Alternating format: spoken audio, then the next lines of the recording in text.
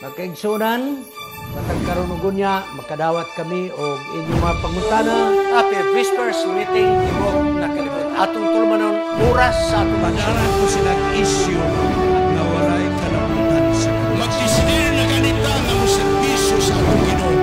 Ang yawa, mangita o pamagi, mo-offer na mura-mura po ug iya sa Diyos. Ang inahan kanya aligaran ang napulog sa mga anak. Pinako kalimutan tiyon sa Ginoo. Nga ang tanang mga kalisod iyang isukli.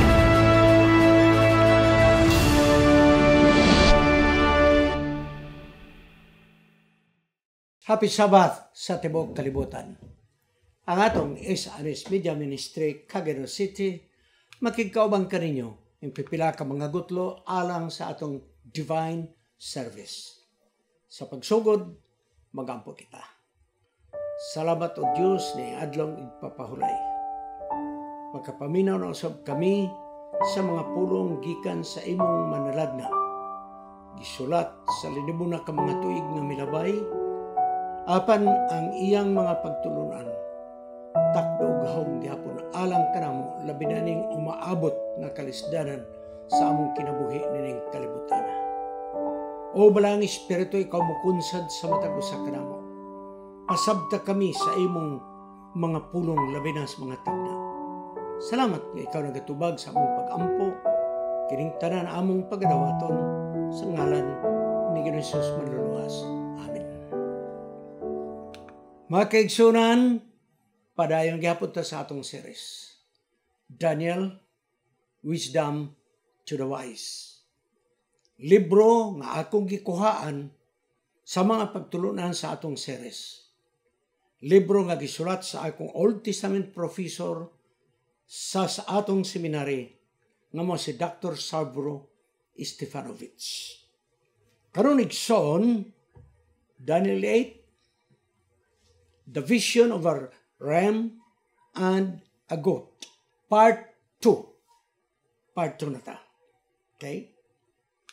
Ang teksto atong makita sa Daniel 8:15. Og ako, si Daniel nga nakakita sa pananawon, nangitag paagi nga kini akong masabtan. Og tanawa adunay nagatindog sa akong atubangan, usa nga daw sama sa tao. Og nadungog ko ang tingog sa tao, taliwala sa suba sa ulay, og gitawag, Gabriel, pasabta kining maong tao sa maong pananahon.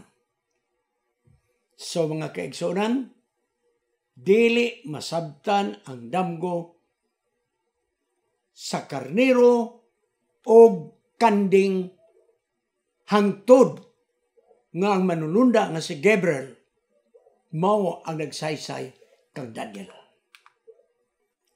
Ang Daniel Kapitulo 8 versikulo 2 sugod kini nga teksto nga maura ang sinugdanan sa Daniel Kapitulo 7. Gani, gikumbine ni Daniel ang duha ka pananahon sa Daniel 7 ug 8. Pinaagig pagingon, tapos sa usa nga ako nang nga gipakita na kanako.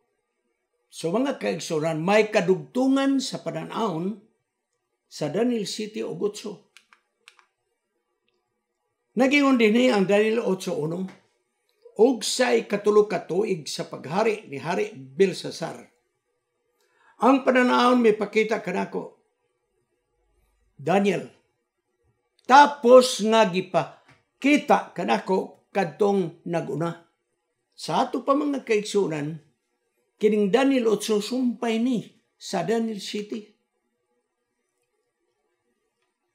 Gisgutan ang pangalan Belsasar, kay tingali giandam ang nauna sa mga bagabasa ni ining maong kapitulo, kay ato nang nahimamat ang gahom ni Belsasar nga misukol sa gahom sa Dios, og ang Daniel 8 Kini nagpasidaan nga naa si Belsasar nga adunay usay gahom sa umaabot nga maurag tuyo musukol sa gahom sa Dios.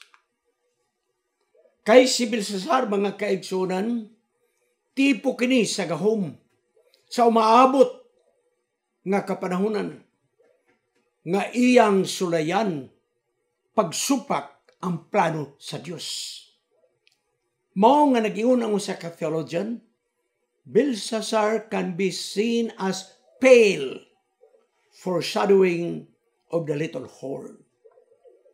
So, si Belsasar kanang medyo landong, medyo anino sa gamay nga sungay sa Daniel 8. Ang Daniel 8, 3, paingon sa 8 naghisgot nga si Daniel nakakita sa duha ka mga mananap.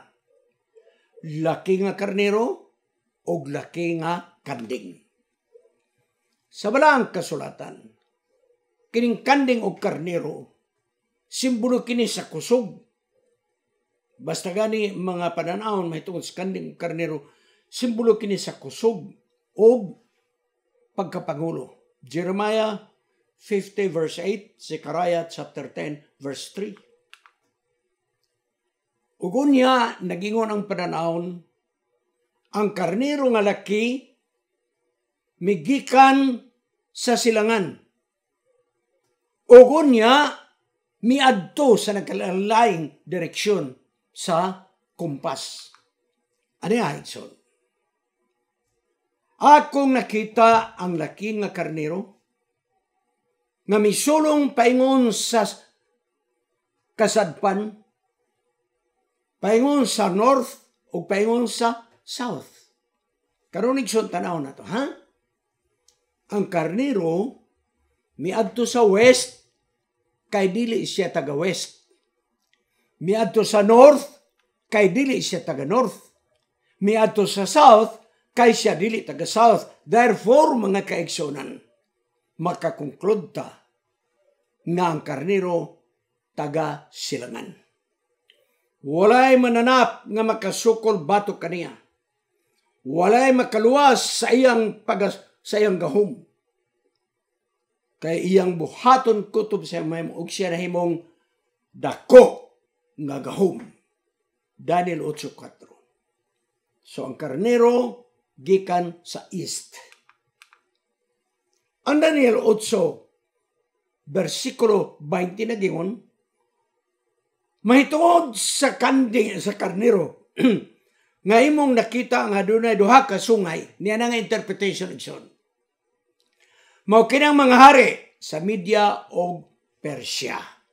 Sa ato pa ang karnero nga laki nga may duha ka sungay, ang sungay nagsimbolo sa Medo ug Persia. Di na kayo ta maglibog ani kay naa na yung interpretation po. Kining duha ka mga sungay, mga tagas kining nga sungay apan dili pareha ang ilang kataas. Kay ang gahumigson sa Persia sa wala pa kini makombine, mas kusgan kaysa gahom sa Media. Apan sa gihiusa na ni Cyrus, usa na lang kagahom. Maunigson, ang karnero nga duhay sungay, ang usa taas kayo, ang usa mubo. Medo Persia. Og mahitungod sa kanding, adunay dako og taas nga sungay sa tunga sa iyang mga mata. Nga nagalupad gikan sa kasadpan. Managkalahi mga kaigsuunan, ang karnero kay ang karnero igo lang na gingon became great. Apan ang kanding becomes very great. So mas kusgan ang kanding kaysa karnero. So naay gahom nga mas kusgan kaysa Medo Persia. Kiniigsoon ang Daniel 8, wala na magsugod sa gahom sa Babylonia. Nagsugod na ang pananahon diha sa Medo-Persia. Matutayikson sa kanding. Daniel 8:5. Ug akong gipamalandong og tan-awa ang laki nga kanding gikan sa kasadpan. So walay problema. Identified yun nga gikan sa west. Og mitadla sa tibok naong sayuta nga wala magadapat sayuta. Og ang kanding adunay dako og taas nga sungay taliwala sa iyang mga mata. Og akong gipamalandong og tanawa ang laki nga kanding gikan sa kasadpan mitadlas tibok naong sayuta nga adunay dako og taas nga sungay taliwala sa iyang mga mata. Muna igso nga ato ginasiksikon kay makayong taon sa bagay na buguha, uy. Og siya miasdang ngadto sa karnero nga mao Medo-Persia. Nga dunay duha ka sungay. Nga akong nakita nga nagatindog didto sa pangpang sa suba. Og kini midas magngadto kaniya sa dakong gahom ug kapungot. Ang kanding igso nga dunay taas nga dako nga sungay midas mag sa karnero. Ug akong nakita nga duol na ang maong duol na ngadto sa karnero. Ug ginasmagan kini og naputol ang mga duha ka sungay sa karnero. Og ang karnero walay gahom nga makigbatok sa mong kanding. Og siya giyatak-yatakan sa yuta. Og walay usa nga makatabang ni ining nawad agahom nga mao nga karnero. Naanay John, pildi ang karnero. Akong ibalik, ang karnero nagsimbolo sa Medo-Persia. Pildi sa kanding. Tanaw na to, ug kinsa ning kanding nga ni. Ay, Igsoon, ang Daniel 8:28 na napoy hubad. Og ang kanding maong hari sa Grisya. Og ang dako og taas nga sungay taliwala sa iyang mga mata maong unang hari. So karon Igsoon, kaganiha ang karnero Medo-Persia. Karon ang kanding nga naisungay nga taas nga usa ka buok naas tunga sa mata Grisya. Nga kini mo'y hari nga naguna sa Grisya ang maong sungay. Apan igsunan po, versikulo 22, og mahitungod sa sungay nga nabali, kay nabali man tong taas nga sungay. Adunay upat kalaing mga nigula, nga mao ang upat ka mga ginharian, mutindog gikan sa mong nasod. So mga kaigsunan, niabot ang panahon nga kadtong taas nga sungay sa kanding nabali. Pagkabali igsoon, miturok ang upat ka mga sungay. O kining upat ka mga sungay, simbolo sa mga ginharian nga migula gikan sa Grisya. Okay, ano ang mapa igsoon nga karaan sa kapanahonan? Okay? Karnero, taga-west, nagsimbolo igsoon sa Grisya. Gisulong igsoon, kini mga kaigsuunan. Okay. Karnero, taga-west. Ugon niya ang kanding nga taga-east nga mao. Sayop ko igsoon. I'm very sorry, ha? Okay. Ang kining west mo ni ang kanding. I am very sorry. Please, I would like to ask an apology. Ang kining taga-west igsoon, nga mao ang kanding, misulong adto sa east, nga mao ang Medo-Persia. Ang west, Greece, mga kaigsunan. Sa kasaysay kalibutan, ni haom gyud. Kaya Medo-Persia mga kaigsunan gipildi sa ginharian sa Grisya. Sa gubat sa Partia, 479 BC before Christ, napildi ang Medo-Persia sa Grisya igsoon. Og ang kanding nahimong exceedingly great. Naunsa ko ng kanding? Exceedingly great. Apan sa diha nga nahimong kusgan, ang dako nga sungay nabali. Og unya gikan ini came up 4 conspicuous horns toward the world, 4 winds of heaven. Pagkabali sa dako nga sungay igsoon kanang naasto nga pagkabali sa taas nga sungay nigula kining 4 ka mga sungay. Grisya kini igsoon Grisya kini.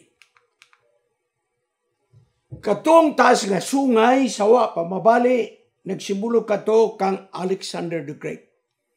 Kaya siya mo'y pinakabantugan nga emperador or hari sa Grisya. Panigson, ang Grisya katingalahan, walay nakapildi nga nasod. Wala. Apan pagkamatay igsoon ni Alexander the Great, ang iyang ginharian, gibahin sa 4 ka mga general. Natuman igsoon. Pagkabali sa sungay nga simbolo ni Alexander the Great, miturok ang 4 ka mga sungay kay nagingon ang mga general di na lang ta mag-away bahinon ta nila ni. Mao nga migula ang mga pangalan sa mga general sila Symmachus, Seleucus, Ptolemy o si Cassander. Igsoon pagkahaom gayud sa balaang kasulatan. Pagkahaom gayud. Dayon igsoon niya ang pinaka sa maong Daniel 8. And out of one of them came forth a little horn, which waxed exceeding great toward the south, toward the east, and toward the pleasant land. Ogon niya, may laing gamay nga sungay nga miturok, nga miadto, ug nahimong labing dako, nga miadto south, miadto sa east, ug miadto sa pleasant land. Came forth.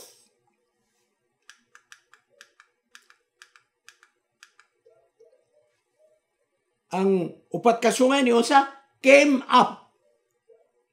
Ang 4 ka sungay came up.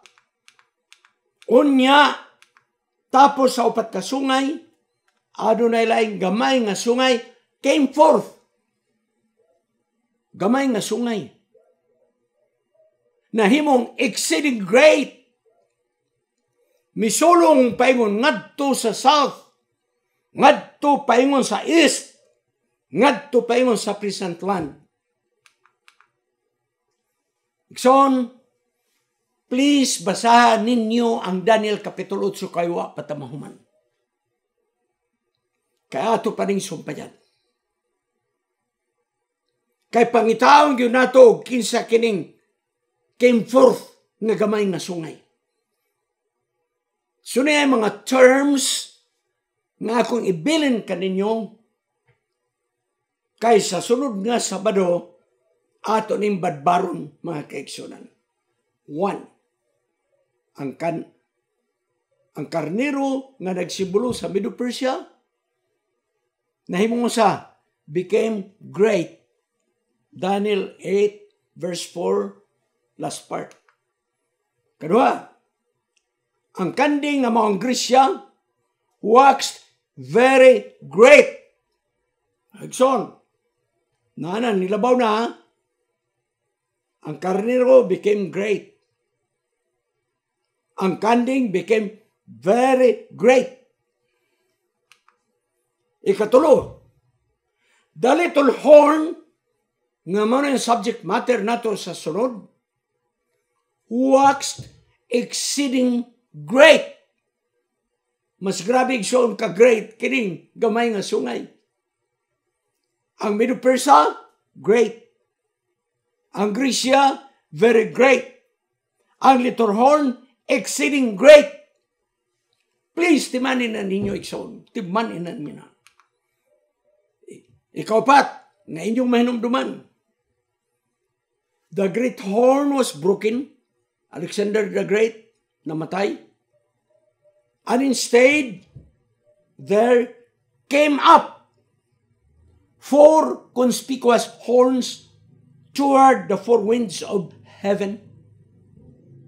Ang upat ka sungay came up, mibuto. Came up. Ikalima, ng term, ng atong pagatunan. Ang gamay na nga sungay. And out of one of them, ug usa, kanila, came forth, miadto,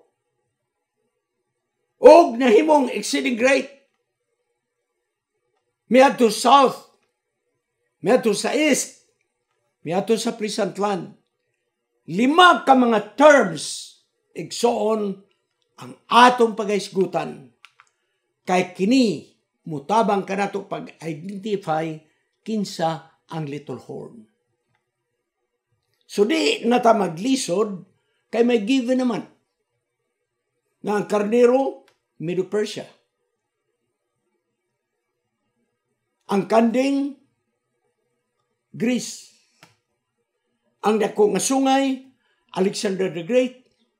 Nabali, o gunya miturok ang upat ka mga sungay, nga motong upat ka general. Dayon, may gamay nga sungay nga mitubo, nga nahimong exceeding great. Ang problema kay ang Biblia, wala maghatag ka natong pangalan kinsa kini nga gahom. So muna yung atong tahas, mga kaigsunan. Tahas ni nato. Mga sa sunod natong pagtuon, ato nang tagod-taguron pag-ila, kinsa kining gamay nga sungay, unsay iyang mga kalihukan, ngano nga kining nga gamay nga sungay, nang hilabot man sa serbisyo sa sanktuaryo. Ayaw gyud bulag pagpaminaw ni atong series. Kani anata nagkalalom na ang atong pagtuon. Akong balikon, na-identified na nato mga kaigsuonan nga ang karnero, Medo-Persia. Ang kanding, Grisya. Ang dako nga sungay, taas, na iyas kanding, Alexander the Great. Pagkabali, miturok ang upat ka sungay, mga upat ka general. Karon igsoon, sa sunod nga topiko, kinsa kining gamay nga sungay. Ayaw gyud sipyata mga kaigsunan. Interesante kayo ang atong topic. Nagakalalom ang topiko nga atong ginatunan. Magapo kita alas pagtapos. O Diyos, salamat sa mga pananahon nga mong gihatag sa imong manalagda. Pagkadakog kalabutan di ay sa among Kristohanon nga pagkinabuhi, nga kini nagatudlo sa katapusan nga kapanahunan, nga nakatabang ka na mo sa pagpangandam, kay imo kami gipabalo, unsa mahitabo sa unahan. Salamat kay ikaw nagatubag sa among pag-ampo. Sa ngalan ni Ginoong Manluluwas. Amen. Kining inyong higala, si Pastor Wendell Munggaya Serrano, nga inyong igsoon usab, magkapadasig sa matag sa kaninyo sa pag-like, pag-share, labaw sa tanan sa pag-subscribe sa atong YouTube channel ng pangalan Wendell Munggaya Serrano. Ug ayaw kalimot sa pag-click sa notification bell hangtod sa sunod nga higayon, magkita na usab kita.